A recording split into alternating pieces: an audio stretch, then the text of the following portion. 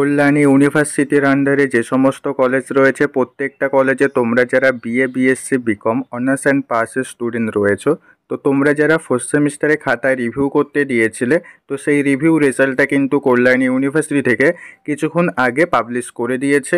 তো এই review result কিভাবে দেখবে?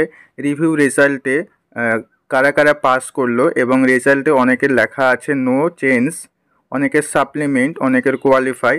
তো এগুলোর মানে কি বিস্তারিত আজকের এই ভিডিওতে আমি তোমাদেরকে জানাবো। কাজেই আজকের এই ভিডিওটা তোমাদের কাছে খুব গুরুত্বপূর্ণ একটা ভিডিও হতে চলেছে, তাই প্রত্যেকেই আজকের এই ভিডিওটা প্রথম থেকে শেষ পর্যন্ত দেখবে। ভিডিওটি ভালো লাগলে ভিডিওতে অবশ্যই একটি লাইক করে দেবে এবং আজকের ভিডিওটা তোমার বন্ধুদের মধ্যেও শেয়ার করে দেবে। তাহলে চলো ভিডিওর মেন বিষয়ে আসা যাক। তো ফার্স্টে তোমরা রেজাল্ট কীভাবে দেখবে সেটা দেখার জন্য তোমাদের নিজেদের কলেজের ওয়েবসাইটে চলে যেতে হবে। সেখান থেকে তোমরা এই রিভিউ রেজাল্টটি পেয়ে যাবে।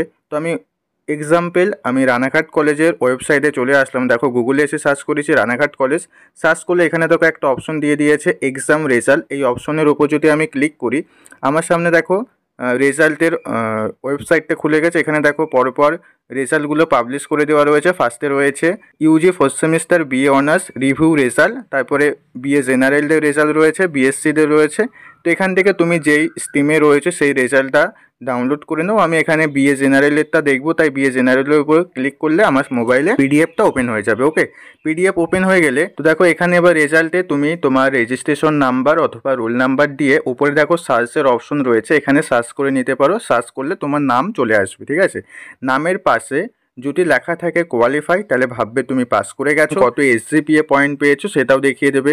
আর তোমাদের যাদের রেজাল্টের পাশে সাপ্লিমেন্ট দেখাচ্ছে, তার মানে ধরো তোমার দুটো সাবজেক্টে সাপ্লি ছিল, তো তার মধ্যে একটা সাবজেক্টে তুমি পাস করেছো আর একটা সাবজেক্টে পাস করোনি। তো দেখবে যেই সাবজেক্টে তুমি পাস করোনি অর্থাৎ সাপ্লি এসছে, সেই সাবজেক্টটা তোমার পাশে দেখিয়ে দেবে। তো সেই সাবজেক্টের পরীক্ষাটা আবার তোমাকে দিতে হবে।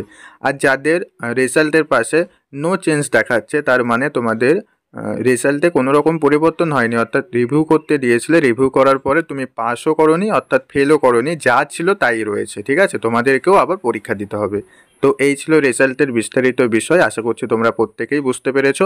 তো ভিডিওটি ভালো লাগলে ভিডিওতে অবশ্যই একটি লাইক করে দাও এবং এর পরবর্তী কল্যাণী ইউনিভার্সিটির বিভিন্ন আপডেট পেতে অবশ্যই তুমি আমাদের এই চ্যানেলটিকে সাবস্ক্রাইব করে রেখে দাও। তারপর দেখা হচ্ছে পরবর্তী ভিডিওতে।